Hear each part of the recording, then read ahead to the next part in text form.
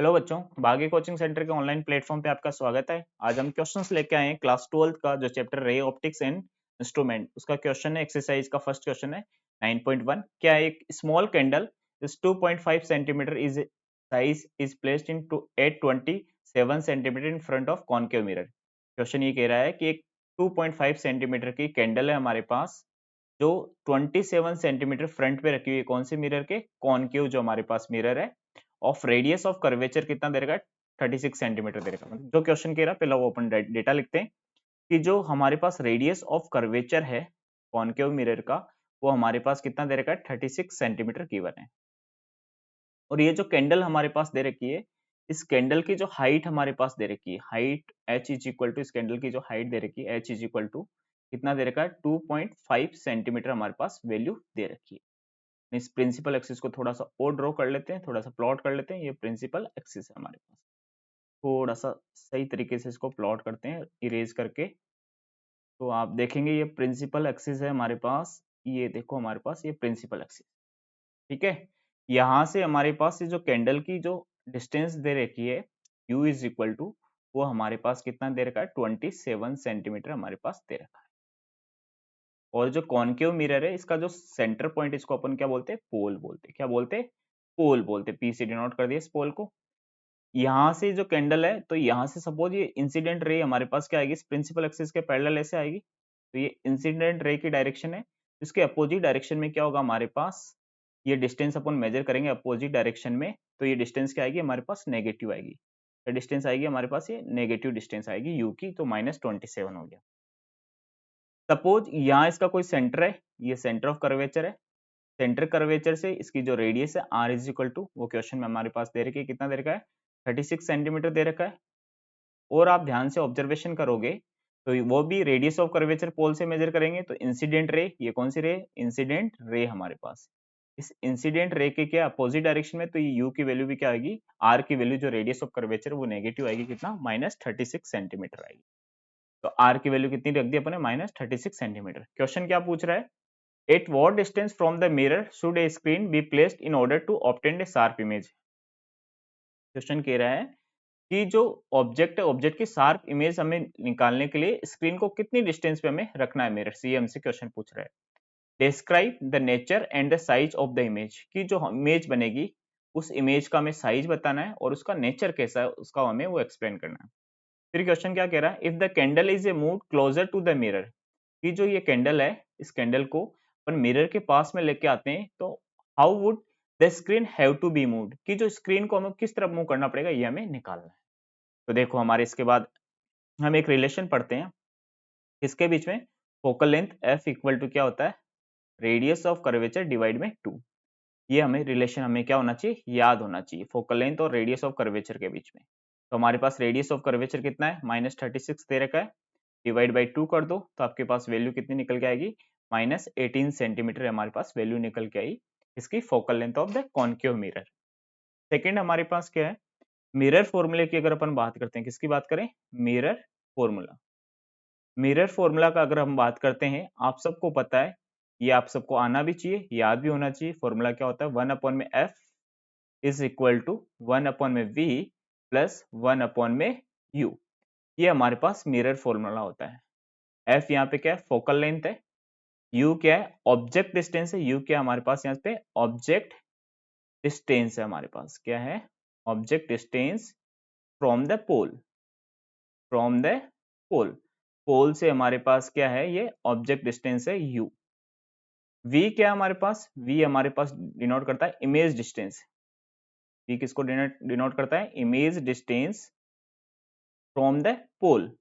कि जो पोल है, इस पोल से हमारे पास इमेज डिस्टेंस को रिप्रेजेंट कर रहा है कौन? v। f आप सब जानते हैं, f को क्या बोलते हैं? Focal length. f क्या हमारे पास? ये फोकल लेंथ है। जो भी हमारे पास मिरर दे रखा है उस मिरर की क्या? फोकल लेंथ है। ये हमें फॉर्मूला आना चाहिए और साइन कन्वेंशन के साथ इसकी वैल्यू रखनी है। हमें f दे रखा है, u दे रखा है, हमें v निकालना है। तो हम क्या लिखेंगे यहाँ से इस फॉर्मूले से? 1 अपॉन में v is equal to 1 upon में f माइनस 1 अपॉन में q हमारे पास वैल्यू पुट करेंगे। तो 1 अपॉन में v, f की वैल्यू क्वेश्चन में मेंशन है, कितनी आई हमारे पास? -18 माइनस u की बात करते हैं 1 अपॉन में u की वैल्यू कितनी है -27। सिंप्लीफाई करेंगे माइनस माइनस क्या हो जाएगा प्लस, तो क्या हो गया हमारे पास वैल्यू 1 अपॉन में v is equal to -1 upon में 18 प्लस 1 अपॉन में कितना 27। का एलसीएम लेते हैं तो 1 upon V is equal to इसका एलसीएम कितना आएगा 54 आएगा हमारे पास एलसीएम।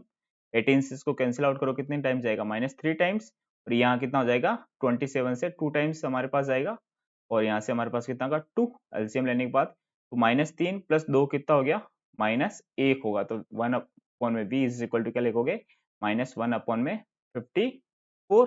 तो v इज इक्वल टू हमारे पास वैल्यू क्या निकल के आई -54। तो ये हमारे पास क्या आ गई इमेज डिस्टेंस निकल के आ गई कहां से पोल से हमारे पास। ठीक है, मतलब यहाँ पे इमेज बनेगी। फिर हमारे पास साइज की बात कर रहा है इमेज, तो साइज निकालने के लिए हमारे पास क्या फॉर्मूला लिखते हैं लीनियर मैग्निफिकेशन का एक फॉर्मूला होता है। इसका फॉर्मूला होता है लीनियर मैग्निफिकेशन, हिंदी में बोलते हैं रेखीय आवर्धन बोलते हैं इसको लीनियर मैग्निफिकेशन। का फॉर्मूला क्या होता है m is equal to H dash divide में क्या लिखते हैं h इज इक्वल टू हमारे पास क्या होता है माइनस v अपॉन में क्या लिखते हैं यहाँ से u हमारे पास फॉर्मूला लिखते हैं किसका लीनियर मैग्निफिकेशन का है। v और u आपको मैं बता ही चुका हूँ। v को क्या बोलते हैं इमेज डिस्टेंस फ्रॉम द फोल, और u को क्या बोलते हैं ऑब्जेक्ट डिस्टेंस फ्रॉम द फोल। h क्या है यहाँ पे, ये फॉर्मूला आपको पहले तो पता होना चाहिए, याद होना चाहिए सबसे पहले लीनियर मैग्निफिकेशन का, किसके लिए मिरर के लिए। h को क्या बोलते हैं हाइट ऑफ ऑब्जेक्ट, कि जो भी हमारे पास ये ऑब्जेक्ट है इस ऑब्जेक्ट की क्या हाइट है, हाइट ऑफ ऑब्जेक्ट, ये हमें पता होना चाहिए। एच डेस की बात करते हैं तो एच डेस हमारे पास किसको बताता है, एच डेस यहाँ लिख देता हूं मैं, इसको क्या बोलते हैं height of image. Height of image, जो इमेज है इमेज की हाइट को क्या बोलते हैं अपन एच डेस बोलते हैं। तो यहाँ से अपन मैग्निफिकेशन पहले कैलकुलेट करते हैं, क्या हमारे पास मैग्निफिकेशन निकल के आता है। तो यहाँ से आप ध्यान से वैल्यू पुट करेंगे तो देखो यहाँ से एच डैश अपॉन में h इज इक्वल टू क्या रिप्लेस करेंगे -v अपॉन में u। अब देखो h डैश की जगह h डैश रखेंगे, h की जगह वैल्यू कितनी है 2.5। देखो ये प्रिंसिपल एक्सिस है, इस लाइन को हम अपन क्या बोलते हैं प्रिंसिपल एक्सिस, हिंदी में बोलते हैं इसको मुख्य एक्स। इस प्रिंसिपल एक्सिस से अबाउ हाइट को क्या लेते हैं पॉजिटिव, तो ये कैंडल कहाँ रखी है ऊपर रखी हुई है, तो अबाउ हाइट है तो ये हमारे पास h की वैल्यू क्या आएगी पॉजिटिव आएगी, तो हम क्या लिखेंगे 2.5 is equal to minus v की वैल्यू हम भी हमने कैलकुलेट करी, v की वैल्यू कितनी आई -54 आई है हमारे पास। u की वैल्यू क्वेश्चन में हमारे पास दे रखी है कितना -27। तो सिंप्लीफाई करेंगे तो आप देखोगे यहाँ से 27 से माइनस क्या हो जाएगा कैंसिल आउट हो जाएगा, 27 से ये कैंसिल आउट, तो आपके पास कितना बचेगा 2। तो यहाँ से h dash is equal to आपके पास क्या बचेगा माइनस, यहाँ क्या बचेगा 2, और 2.5 इसे मल्टीप्लाई करोगे तो आपके पास वैल्यू आएगी -5 सेंटीमीटर। तो h डेस की वैल्यू आ गई, मतलब हमारे पास क्या आ गई हाइट ऑफ इमेज निकल के आई, वो कितनी आई -5 सेंटीमीटर।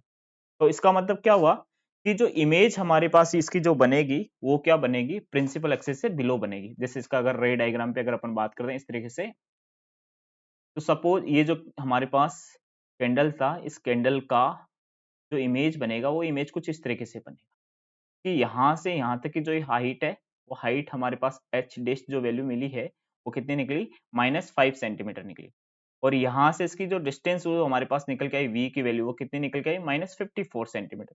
तब यहाँ से 54 सेंटीमीटर की डिस्टेंस है कहाँ से पोल से, तो स्क्रीन हमें कहाँ लगानी पड़ेगी यही स्क्रीन लगानी पड़ेगी। तो फर्स्ट क्वेश्चन का आंसर आ गया, यही पूछा था कि स्क्रीन कहाँ लगाएं, तो पोल से कितना 54 सेंटीमीटर की डिस्टेंस पे हम स्क्रीन लगाए।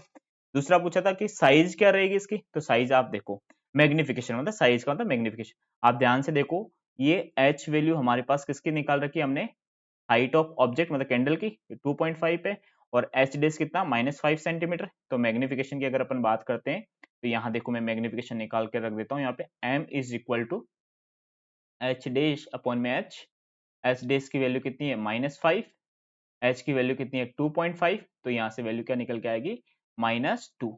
तो मैग्निफिकेशन मतलब -2, इसका मतलब हुआ कि जितनी साइज की हमारे पास कैंडल था इमेज उसका जस्ट डबल बनेगा, 2 टाइम्स बन गया, तो साइज क्या हो गई इसकी डबल हो गई इमेज की। फिर हमारे पास इसका नेचर पूछा है, तो नेगेटिव साइन यहाँ पे जो नेगेटिव साइन आ रहा है मैग्निफिकेशन का, ये इस बात को बताता है जो नेचर बनेगा, इसका जो नेचर होगा इमेज जो बनेगा उसका नेचर कैसा होगा रियल होगा, नेगेटिव साइन इस बात को बताता है। और क्या होगा, इन्वर्टेड होगी। इमेज कैसी बनेगी, इन्वर्टेड बनेगी। और दिख भी रही है हमने, ये जो इमेज बनाई, ये जो इमेज है हमारे पास कैसी बनी है, इन्वर्टेड बनी है। रियल होगी, इन्वर्टेड होगी, और इसके अलावा क्या, मैग्नीफाइड होगी। इमेज कैसी होगी, मैग्नीफाइड होगी। मैग्नीफाइड का मतलब आपके पास साइज क्या होगी, इसकी बढ़ गई है। ठीक है, मैग्नीफाइड ये हमारे पास हो गई है। फिर क्वेश्चन हमसे पूछ रहा है, इस क्वेश्चन का अगला पार्ट क्या पूछ रहा है, ये हमारे पास नेचर हो गया, साइज होगी। साइज क्या होगी, 2 टाइम्स होगी, और नेचर मैंने बता दिया, नेचर कैसा हो गया, रियल हो गया, इन्वर्टेड हो गया, और कैसा हो गया, मैग्नीफाइड हो गया। फिर क्वेश्चन पूछ रहा हमारे पास कि ये जो इमेज, जो ऑब्जेक्ट है, ऑब्जेक्ट को मैं क्या करूं, हमारे पास इस मिरर के पास में लेके आऊं।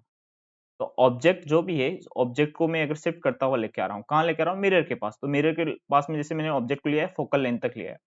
ऑब्जेक्ट को कहाँ लिया है, मैं फोकल लेंथ तक लिया है। तो ऑब्जेक्ट जैसे फोकल लेंथ पे आएगा तो डेफिनेटली हमें पता है बेसिक प्रॉपर्टी किसकी, मिरर की, इसकी इमेज कहाँ बनेगी, हमारे पास इनफाइनाइट पे बनेगी। इमेज इनफाइनाइट पे बनेगी, तो स्क्रीन हमको कहाँ रखना पड़ेगा, इनफाइनाइट पे स्क्रीन को रखना पड़ेगा। ठीक है। सेकंड केस में अपन क्या बोलते हैं कि जो ऑब्जेक्ट है, इस ऑब्जेक्ट को बियॉन्ड द फोकल लेंथ लेके आए, मतलब फोकल लेंथ के भी और अंदर, मतलब u की वैल्यू फोकल लेंथ से भी क्या हो जाए, कम हो जाए। जो ऑब्जेक्ट है वो, इसकी वैल्यू फोकल लेंथ से भी कम डिस्टेंस पे अगर अपन ले आते हैं, तो इस केस में जो इमेज होता है, वो इमेज कहाँ बनता है, बिहाइंड द मिरर बनता है। कहाँ बनता है, बिहाइंड द मिरर, मिरर के पीछे इमेज बनेगा। तो बिहाइंड द मिरर जब भी इमेज बनेगा, किसमें, हमारे पास कौन से में, कॉनकेव मिरर में, तो इमेज कैसा बनता है, वर्चुअल बनता है। इमेज कैसा बनता है, वर्चुअल बनता है। तो उस इमेज को अपन क्या नहीं कर सकते, स्क्रीन की हमारे नीड ही नहीं होगी, तो वो स्क्रीन पे हमें मिल ही नहीं सकता इमेज हमारे पास। तो ये हमारे पास क्वेश्चन है, ये पूछा है। तो आपको यहाँ से जो ब्रैकेट में मैंने फॉर्मूले लिख रखे हैं, वो सब आपको याद होना चाहिए। मिरर के बारे में जो भी क्वेश्चन आएगा, देखो एक तो आपको ये फॉर्मूला पता हो, याद होना चाहिए, एक ये मिरर फॉर्मूला आपको पता होना चाहिए, एक लीनियर मैग्निफिकेशन का फॉर्मूला पता होना चाहिए। तो मिरर से रिलेटेड जो भी क्वेश्चन आएगा, आप उनको क्या कर लोगे, सोल्व कर पाओगे। Thank you for watching this video.